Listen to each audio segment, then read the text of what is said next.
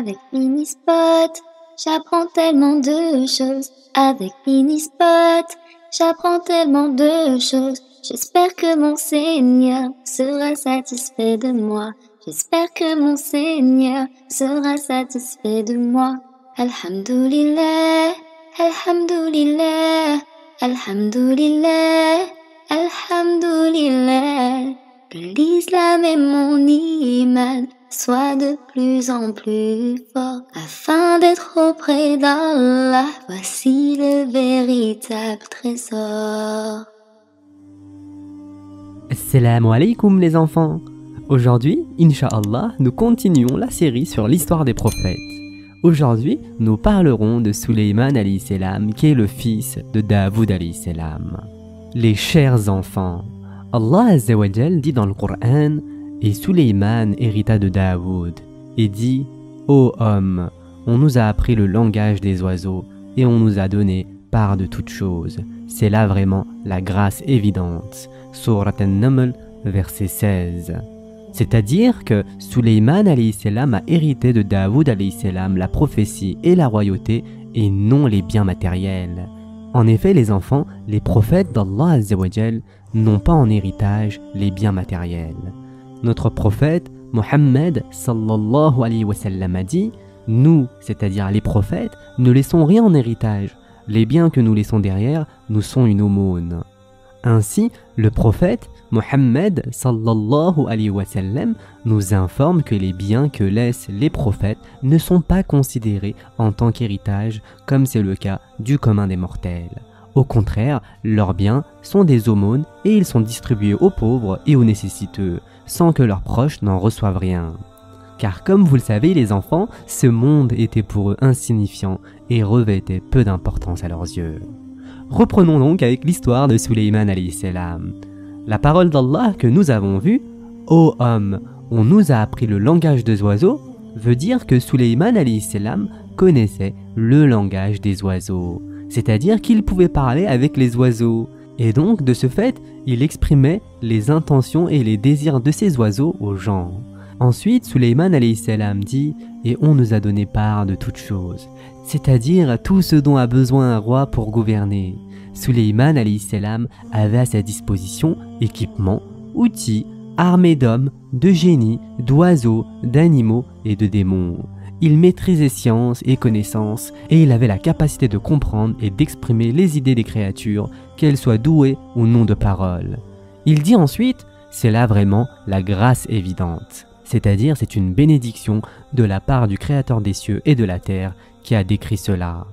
Ensuite, dans les versets suivants, Allah Azza wa Jal dit: et furent rassemblés pour Suleyman ses armées de djinns, d'hommes et d'oiseaux, et furent placés en rang. Quand ils arrivèrent à la vallée des fourmis, une fourmi dit: ô fourmis, entrez dans vos demeures de peur que Suleyman et ses armées ne vous écrasent sous leurs pieds sans s'en rendre compte. Suleyman alayhi salam sourit, amusé par ses propos, et il dit: permets-moi, Seigneur, de rendre grâce pour le bienfait dont tu m'as comblé, ainsi que mes pères et mères, et que je fasse une bonne œuvre que tu agrées, et fais-moi entrer par ta miséricorde parmi tes serviteurs vertueux. Ici, les chers enfants, Allah subhanahu wa ta'ala rappelle que son serviteur et prophète Suleyman alayhi salam, fils de Daoud alayhi salam, est sorti un jour accompagné de son armée de génies, d'humains et d'oiseaux. Les humains et les génies marchaient à ses côtés, tandis que les oiseaux le survolaient, le protégeaient de leurs ailes et de la chaleur du soleil. À la tête de chacune de ces trois armées, il y avait des chefs qui organisaient et assuraient la discipline. Allah Azza wa Jal dit ensuite: quand ils arrivèrent à la vallée des fourmis, une fourmi dit: ô fourmis, entrez dans vos demeures de peur que Suleyman et ses armées ne vous écrasent sous leurs pieds sans s'en rendre compte. Surat An-Naml, verset 18. Cette fourmi a mis en garde ses semblables, car Suleyman et ses armées pouvaient les écraser sans le vouloir.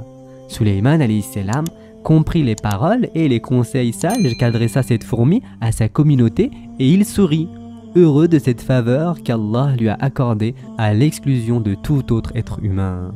Et donc c'est pour cela que Suleyman alayhi salam dit: permets-moi Seigneur, c'est-à-dire inspire-moi et guide-moi. Afin de quoi? afin de rendre grâce pour le bienfait dont tu m'as comblé, ainsi que mes pères et mères, et que je fasse une bonne œuvre que tu agrées, et fais-moi entrer par ta miséricorde parmi tes serviteurs vertueux. Il demanda ainsi à Allah Azzawajal de lui permettre de lui rendre grâce pour les bienfaits qu'il lui a accordés et pour la faveur dont il lui a fait don, à l'exclusion des autres. Par ailleurs, il le pria de lui faciliter la voie aux bonnes œuvres et de le ressusciter le jour du jugement avec ses serviteurs vertueux. Continuons l'histoire de Suleyman alayhi salam. Dans les versets suivants, Allah Azzawajal rappelle la conversation entre Suleyman alayhi salam et la huppe. Chaque catégorie d'oiseaux avait un commandant que Suleyman alayhi salam chargeait de missions précises et qui venait donc au rapport régulièrement à l'instar des armées humaines. La fonction de la huppe consistait à rechercher des points d'eau lorsque Suleyman alayhi salam se trouvait dans le désert au cours de ses voyages.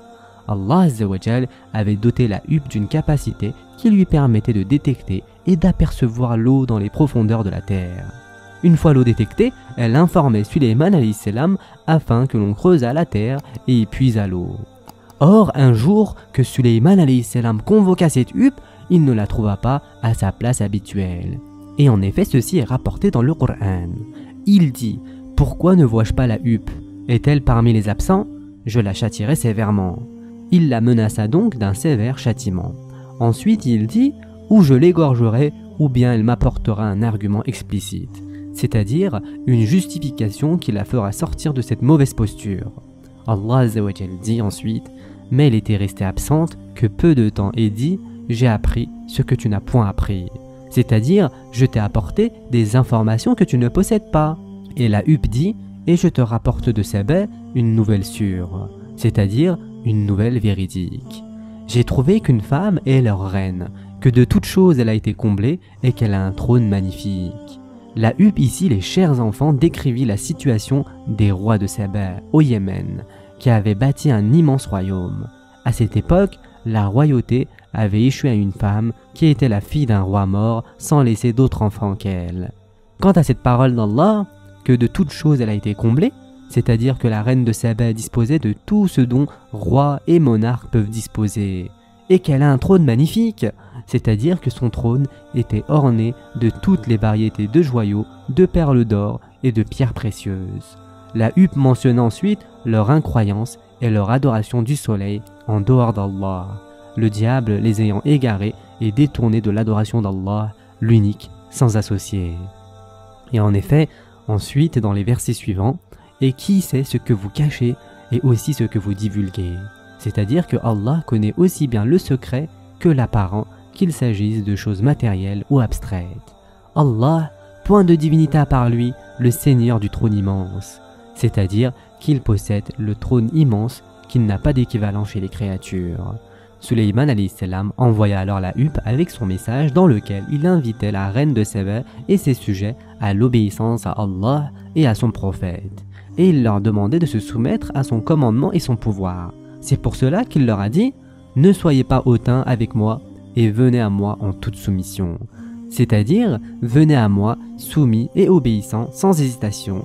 Il est rapporté que la huppe apporta la lettre à la reine tandis qu'elle se trouvait dans sa retraite. Elle lança la lettre et resta à l'écart, en attendant les suites qu'elle lui réservait. Après avoir lu la lettre, la reine convoqua les princes, les ministres et les hauts dignitaires de son royaume afin de les consulter. On va s'arrêter ici pour aujourd'hui les enfants. La prochaine fois, Inch'Allah, on reprendra directement là où on s'est arrêté. N'oubliez surtout pas de vous abonner et d'activer les notifications. En attendant, prenez soin de vous les enfants, ainsi que de vos parents, et à très prochainement, Inch'Allah.